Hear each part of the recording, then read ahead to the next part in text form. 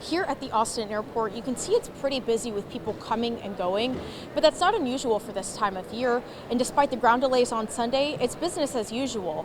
With the ongoing government shutdown, future travel is very likely to be impacted. Yeah, good morning. It looks like those 4-person staffing minimums are here to stay for now. After labor negotiations, the city and the firefighters union have reached a handshake agreement. If you couldn't tell by the smiles on everyone's faces, it is officially Christmas in Texas.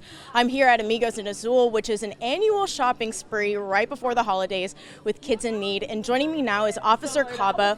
What does it mean to you to be able to give back to the kids in the community?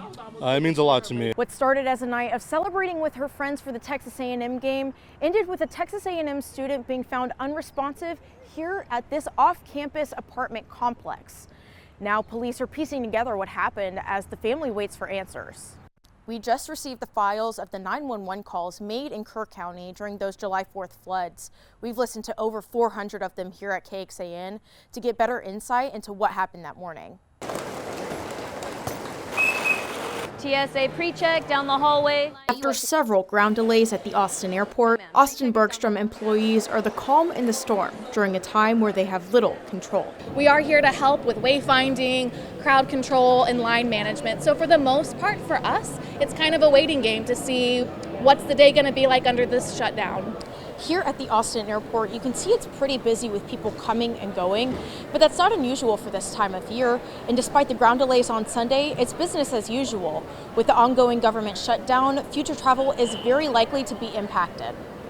AUS has seen at least 6 ground delays since the government shutdown started, as the FAA works to reduce the impacts of air traffic controllers not coming into work since they aren't getting paid. None of them can manage missing 2 paychecks. And if the government doesn't open, the notice will be another big fat zero. Transportation Secretary Sean Duffy urging Democrats and Republicans to reach a deal. And you're going to see more of them probably make the decisions of funding their families, putting food on their table, gas in their cars, versus coming into work. When these delays happen, it's when we start to see lines, it's when we start to see congestion in the terminal.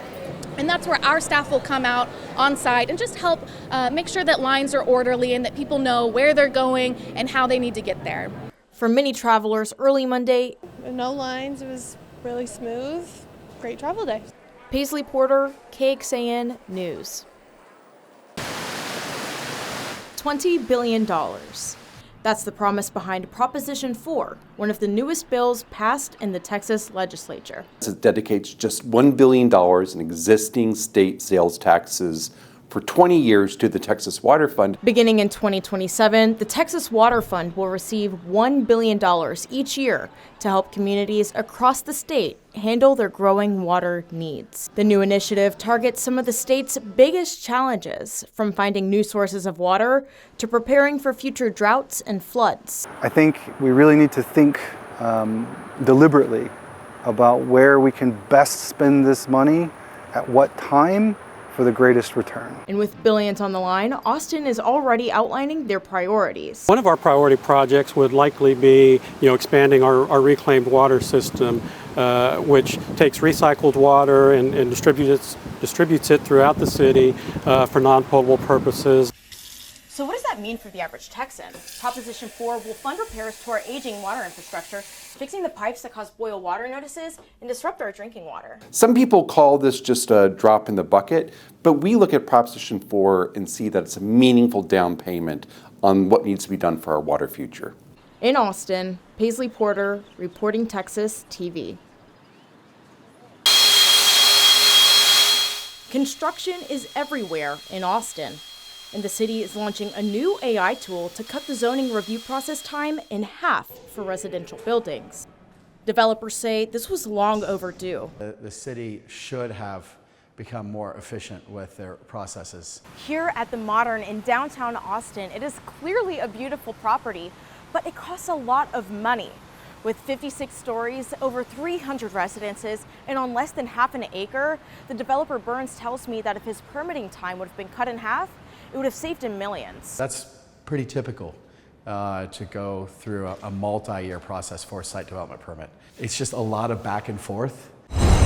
Over the last year, this back and forth has led the city to partner with Archistar, to utilize their AI tools. This will be an applicant tool that will allow applicants to generate a preliminary plan review using artificial intelligence. During the beta testing phase, the city says they were able to cut approval times by as much as 50% and provide higher quality feedback on building plans. And the easier that you make it for a developer to create new housing, the more that you can shrink the time it takes, the higher the likelihood that more developers will build more product. And Burns says that could lead to lower housing prices, helping to make Austin more affordable. Paisley Porter, KXAN News. Hundreds of 911 calls now released. A look into the 4th of July floods as they were happening. Hundreds of 911 calls released in the last 24 hours by Kerr County detail frantic moments. People desperately calling for help during the July 4th flooding that claimed the lives of at least 117 people in that county alone. Thanks for joining us. I'm Paisley Porter. Our KXAN's Kevin Bosker spoke with one of the people who made a call to save his friend's life. The month after the devastating floods, the Community Foundation of the Texas Hill Country announced a pledge of $40 million to help rebuild, establishing the Kerr County Relief Fund. According to the foundation, as of October, more than $100 million have been raised, and of that, more than 700 families and 200 small businesses have received support. To learn more about the fund and other efforts to help those impacted get back on their feet, you can head to KXAN.com. In an update tonight on 2 men found dead at a Georgetown home, police say now it's being investigated as a homicide. A neighbor called police around 10:30 last night saying there was a fire, smoke, and alarms going off at a home near Pipe Creek Lane. That's close to Ronald Reagan and Williams Drives. When first responders arrived, they found the homeowner dead outside an entryway of a neighboring home. He's been identified as 76-year-old James Yost. And another man was also found who's been identified as 33-year-old Kenneth Clanton. Police say he also lived at the address. Officers also releasing new details saying that the fire was set intentionally. Police say they have a person of interest in custody. That person was pulled over this afternoon for something unrelated. Police say there is no threat to the public. Authorities in Williamson County say that an 8-year-old girl who was missing has been safely located. The Williamson County Sheriff's Office say Candace Doyle was found in Round Rock after last being seen yesterday afternoon. In the Facebook post announcing that she'd been found, the Sheriff's Office say that their investigation into the disappearance was still ongoing. Attorney General Ken Paxton is suing East Plano Islamic Center, or EPIC, and its leaders in North Texas for alleged securities fraud. This comes after months of fierce scrutiny from GOP officials and commentators over a planned Muslim community outside of Dallas. This lawsuit is over what a residential development the center was supporting, previously known as Epic City, but now renamed The Meadow. It was meant to include things like a mosque, residential housing, and a faith-based K-12 school. Our partners at the Texas Tribune report Paxton accused Community Capital Partners, a private group the state attorney general alleged Epic founded, of failing to register as a securities dealer and committing securities fraud by misrepresenting proposed development's location and the leader's compensation. A week from today, Central Texans will head to the polls again for several local runoff elections. These races advanced to a runoff because no candidate secured more than 50% of the vote back in November. Here's a quick breakdown.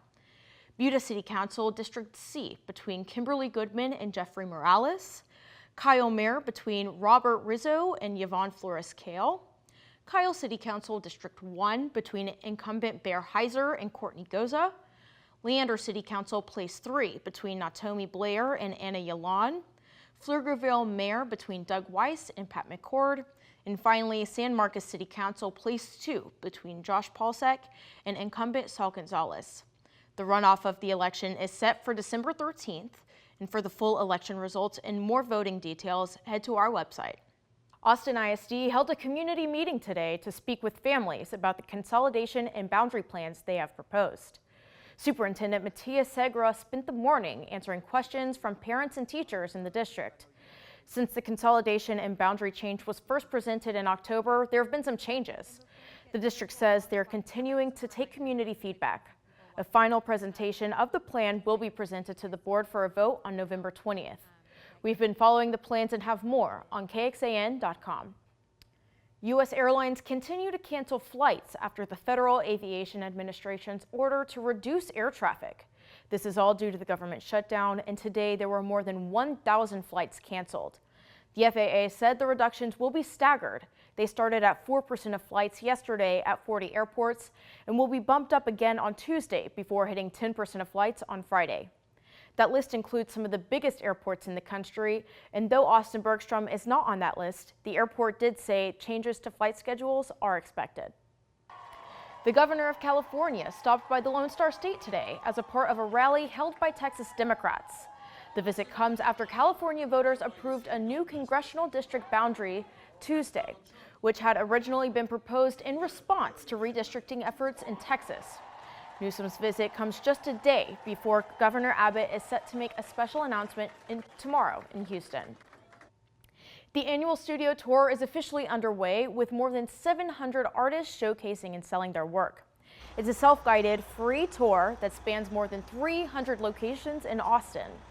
The event started in 2003 as a grassroots effort to connect neighbors through art. It was created and grown by Big Medium, a local nonprofit that supported contemporary art and artists in Texas until it shut down earlier this year. Almost Real Things, an Austin-based magazine and event series, took over operations of the Austin Studio Tour this year.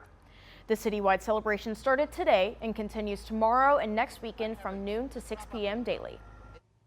Thousands of people gathered on Congress Avenue outside the Capitol today for the 30th annual Texas Book Festival. Here's a look at today's event. Those in attendance got to stop by and see some of their favorite authors, as well as pick up some new books. Some of the headliners included Chelsea Handler and Matthew McConaughey. The weekend event also welcomes more than 300 authors from Texas and beyond. It has everything from children's story times to a C-SPAN tent for hard-hitting nonfiction for the adults. We have a cooking tent, a poetry tent. Of course, we feature lots of incredible Texas authors in both our Texas tent and in and around the Capitol. We have programming there as well. We did catch up with a few people who stopped by today. Here's what they had to say.